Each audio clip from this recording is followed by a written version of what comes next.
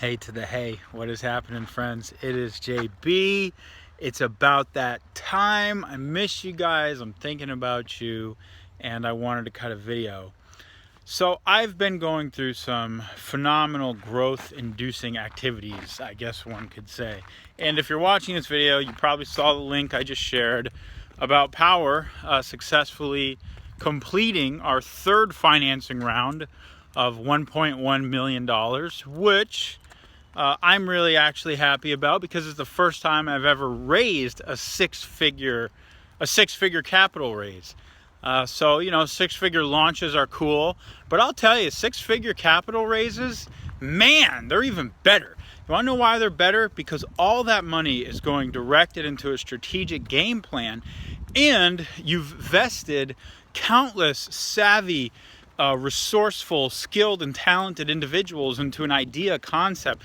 So it just has the ability to be so much more valuable than just money. Anyways, if you guys ever want to debate the merits of business models and the launch game versus the entrepreneur game, let's do that. But that's not the purpose of this video. The purpose of this video is because as I was sitting here thinking about the unbelievable, really, I'll just be honest, struggle, the unbelievable effort that has been required over the last, 90 days to pull this off, and even leading up to this, the last 18 months to pull this off, has been so drastic. And it's forced me to go through so many processes myself and question so many things about who I am, about my beliefs about the world, about my skills, my capabilities, about virtually everything. I started thinking, how could this not be of value to other people? This process that one must go through to continually break through to new heights and achieve what we haven't been able to achieve before is, I think, universal. There's certainly nuances to it. There's specific things that I have to deal with that are probably unique to me. But the process itself, I believe, is universal. The rite of passage, I believe, is universal. And the more that I deepen into my entrepreneurial skill set, the more that I see all struggle, and especially the early stages of starting a business, as a rite of passage. It's a fundamental rite of passage. It's almost like as if you are the hero on a quest to save the universe or whatever it is. You don't get to just save the universe. You don't get to just skip over, fighting the dragon and falling on your face and, the learnings and the lessons and the uncertainty and the belief in magic and mystery and the support from allies and, mentors and the divine and all these things that go into that hero's tale, that hero's journey.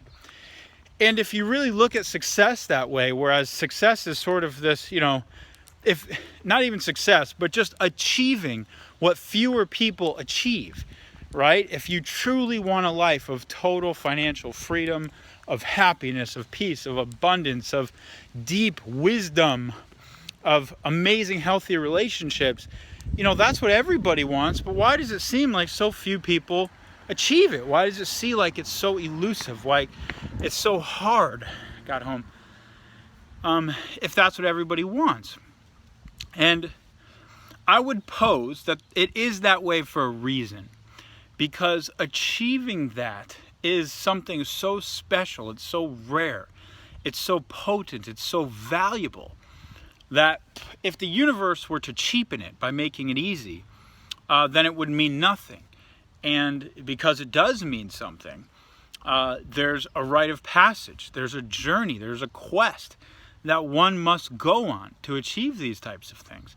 And so I feel like I have fundamentally been in a rite of passage myself the last 18 months because I have a vision, a very specific vision. I have a vision of building the largest network of clean energy, independent entrepreneurs on planet Earth.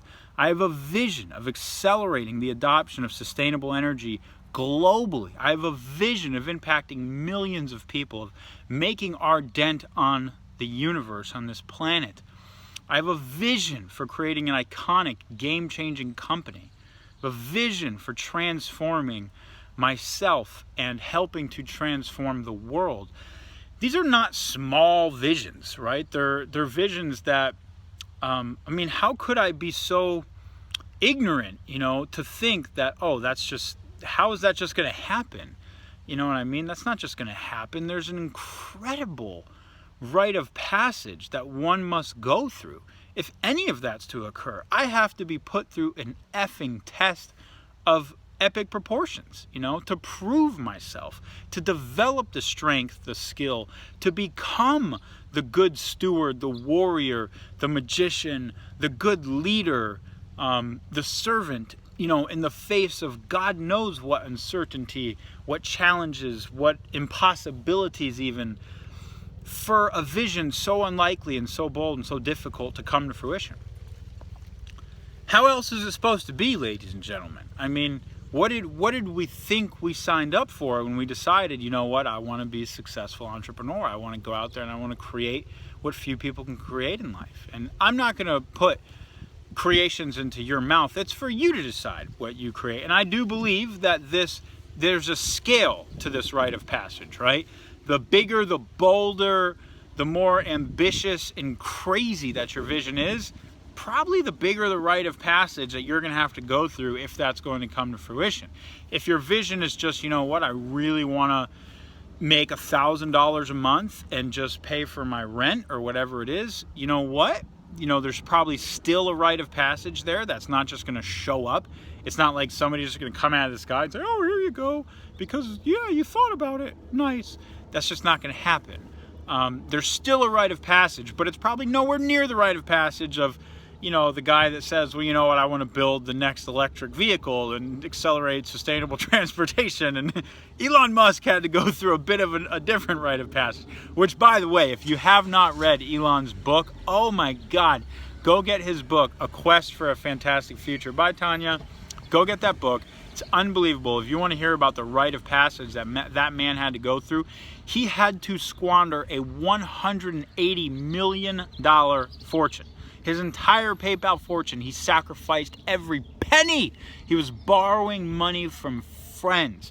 He gave up everything. He sacrificed everything. He endured almost like really quite unimaginable stress and pressure, really, of a business proportion to achieve that vision. I think it's probably one of the greatest stories of our time that really shows the sort of often difficult rite of passage that an entrepreneur goes through on the hero's journey in the quest of their big, bold ambitions.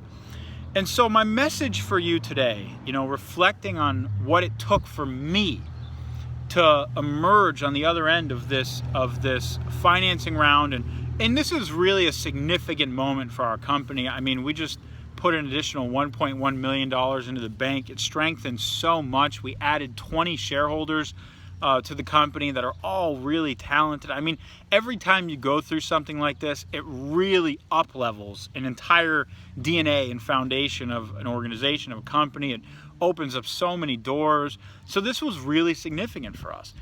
And there were so many periods in this process where I had no idea if it was going to happen or not. I mean, all those people tell you, think positive. It's all bullshit, quite honestly. I mean, there were genuine moments where my faith was always as strong as could be. I knew that we would figure out some way. I knew that the answer is there, that nothing is going to stop us, but I didn't know how. I mean, I had fully surrendered. It may not be this money-raising strategy, right? It may not be this thing. It'll be something, but it damn well may not be what I'm thinking it's going to be right now. And so I was in a deep place of surrender. I was in a deep place of having to question everything. And I was in a deep place of actually just really allowing an openness. And I remember getting to this moment where it was so uncertain. And I felt so much like just sheer anxiety around how much I've already invested. Because I'm actually... on the books, I'm $635,000 invested. Off the books, I'm $1.3 million because I've been taking, no salary. I've been funding my lifestyle. I've been funding employees from other companies, from other bank accounts, from other assets. So I'm actually $1.3 million all in on this, right? In addition to another 2 point whatever million that we've raised. So it's this incredible pressure cooker, really, at some certain times. And I reached this point where I just said to myself, you know what? This is not about anything external. It's not about what's happening on the outside. The real secret right now, the real path to success is I have to look within and I have to transform myself. I have to transform myself. I have to take my perception and my worldview and my daily beingness, just how I am on a daily basis. Am I a freaking nut? Am I a mess? Am I a wacko? Am I freaking out? Or am I at some form of peace? Is there some form of joy? Is there some form of happiness? Is there some form of surrender and ease? Despite these circumstances, there reached this point where I fundamentally had to let go of everything. And I had to shift my focus on truly transforming myself. And I had to look at every single belief that was in my way. How did I identify with money, and what did it mean about my security in the world? And would I be okay if, this happened or this happened or this happened, so that I could just surrender everything and sacrifice everything? I had to face all of those fears. I had to face all of the things with relationships and, work in the world, and what I thought, purpose was, and vision and dharma, and all of it, just all of it. And when all of it was faced, and when all of it was sort of followed all the way through the end, what if none of it mattered? What if none of it even existed? Am I still okay with who I am today? Do I still love who I am today? Do I still know who I am today? Do I still recognize that I am an infinite being, that I am the creator, that I am not just this manifest world, this collection of thoughts and ideas and emotions and whatever, and this body that, is called Jonathan, but I'm actually something so much deeper. I'm actually connected to this whole existence, all of existence, this whole universe. Could I find that real place inside myself where I was able to see the truth?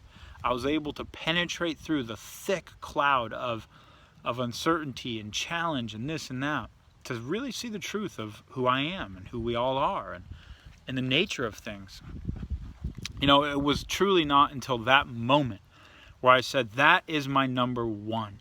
And I went and I wrote the question on the board, on my to-do list, actually. I erased my to-do list, and I put on my to-do list as my number one thing. Actually, the first number one thing is to make my wife feel emotionally safe at all times. That's like my big thing that I've been working on the last few months, is I want her to feel emotionally safe at all times forever, which is obvious, but we're human beings. We make mistakes. So that was my first thing on my to-do list. My second thing was, can my sense of safety and security in the world not be connected to numbers on a screen or numbers in a bank account or whatever it is? And that was a huge question. Wow, what if I just felt safe and secure in the world regardless of any numbers on a screen? Whoa, how would that change how I show up in every way? And then I forget the third question. It was something about impeccability and the ability to create enlightened, powerful results despite circumstances. I don't remember. It was something, but I mapped out these three questions that sort of formed my entire frame of reference, so that I could orient myself every day powerfully and just sort of go through this, really challenging experience of, one day there's $1 million in the air, and then the next day it's gone, and then you're getting rejected, and then some new opportunity opens up, and you don't know if this is going to turn into anything. It's so flighty, and it's such a dance navigating through this capital raising world. And those questions oriented me so strongly to a place of reference that allowed me to really be powerful and show up. And I believe, because of that orientation, manifest what I really wanted to manifest. Like truly manifest the powerful results because I was surrendered, because I connected into that deeper place of what's actually true beyond the external world, beyond the manifest world. And by connecting to that place, man, results happen, friends. Results happen. So, making this relevant to you, how is this relevant to you? What is it right now that you're going through or experiencing that has you, captured, that has you attached, that has you ensnarled, and what do you need to create distance from yourself in the situation so that you can really see it clearly and manifest powerfully, and manifest from a place of knowing who you truly are, knowing who the true nature of things, and not this scarcity that we so often get sucked into, of this lack, and we're trying to manifest and trying to get somewhere out of lack and out of scarcity, rather than out of this deep knowingness that everything's okay. And there's just a joy in manifesting, that it's really a joy, it's really a purpose, it's a beauty that is why you want to create your goal and move forward, not this like lack or deficiency or scarcity that so often is the motivator for so many of us all the times. And even myself, I have to look at this all the time. So hopefully this video was helpful for you. I know for a fact it probably will be at some point. You will face this. You will have to make a choice whether or not you're going to come from a place of truth in how you manifest, or a place of scarcity and abundance. Let today be the day that you really reflect on that. And I promise you that if you get to this place of the truth, and of questioning yourself, and of transforming yourself, and transforming the way that you show up around what you're manifesting, that is the actual secret to manifesting. So I love you guys, and I'll talk to you later. Peace, peace, peace.